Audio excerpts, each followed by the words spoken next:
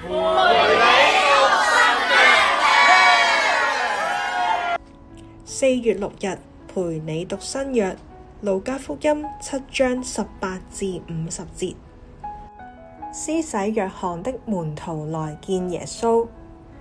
約翰的門徒把這些事都告訴約翰，他便叫了2個門徒來，打發他們到主那裡去，說：那將要來的是你嗎？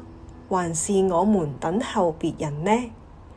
那2個人來到耶穌那裡，說：施洗的約翰打發我們來問你，那將要來的是你嗎？還是我們等候別人呢？正當那時候，耶穌治好了許多有疾病的、受災患的、被惡鬼附着的，又開恩叫好些瞎子能看見。耶穌回答說：你們去，把所看見、所聽見的事告訴約翰，就是瞎子看見、瘸子行走、長大麻風的潔淨，聾子聽見、死人復活，窮人有福音傳給他們。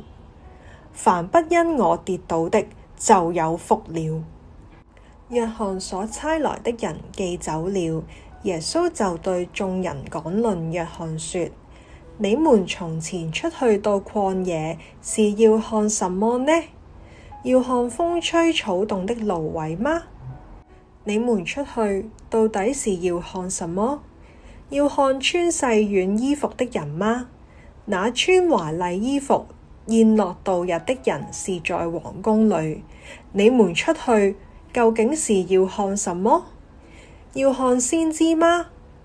我告訴你們，是的，他比先知大多了。經上記着說：我要差遣我的使者在你前面預備道路。所說的就是這個人。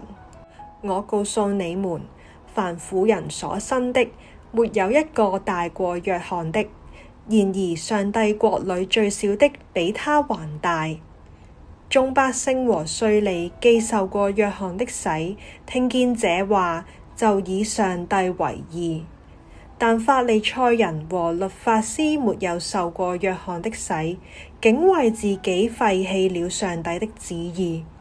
主又說：這樣，我可用什麼比這世代的人呢？他們好像什麼呢？好像孩童坐在街市上，彼此呼叫說：我們向你們吹笛，你們不跳舞；我們向你們舉哀，你們不啼哭。施洗的約翰來，不吃餅，不喝酒，你們說他是被鬼附着的。人子來，也吃也喝，你們說他是貪食好酒的人，是稅吏和罪人的朋友。但智慧之子都以智慧為是。有罪的女人得蒙赦免。有一個法利賽人請耶穌和他吃飯，耶穌就到法利賽人家裡去坐席。那城裡有一個女人，是個罪人，知道耶穌在法利賽人家裡坐席，就拿着盛香膏的玉瓶，站在耶穌背後，挨着他的腳哭，眼淚濕了耶穌的腳，就用自己的頭髮擦乾，又用嘴連連親他的腳，把香膏抹上。請耶穌的法利賽人看見這事，心裡說：這人若是先知，必知道摸他的是誰，是個怎樣的女人，乃是個罪人。耶穌對他說：西門，我有句話要對你說。西門說：夫子，請說。耶穌說：一個債主有2個人欠他的債，一個欠50兩銀子，一個欠5兩銀子。因為他們無力償還，債主就開恩免了他們2個人的債。這2個人哪一個更愛他呢？西門回答說：我想是那多得恩免的人。耶穌說：你斷的不錯。於是轉過來向着那女人，便對西門說：你看見這女人嗎？我進了你的家，你沒有給我水洗腳，但這女人用眼淚濕了我的腳，用頭髮擦乾。你沒有與我親嘴，但這女人從我進來的時候就不住地用嘴親我的腳。你沒有用油抹我的頭，但這女人用香膏抹我的腳。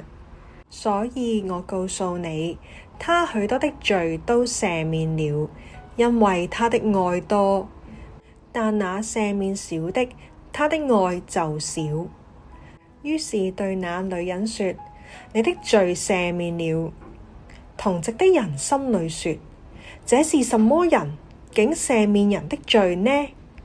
耶穌對那女人說：你的信救了你，平平安安回去吧。